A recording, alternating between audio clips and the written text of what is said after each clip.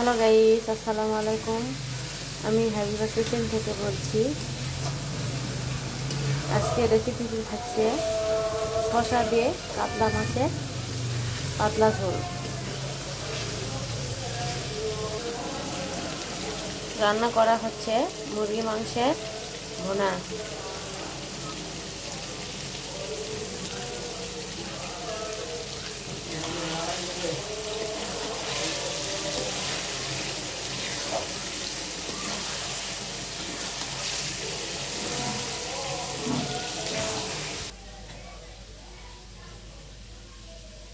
রান্না করা হয়েছে সিম আলু ভাজি।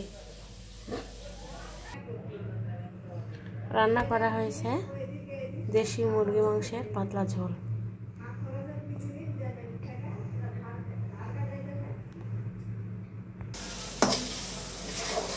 আজকে রান্নাগুলো আপনাদের শেয়ার করলাম। সবাই ভালো থাকবেন, সুস্থ থাকবেন। নতুন ইউজারদের জন্য ভালোবাসা দিবেন। আল্লাহ হাফেজ।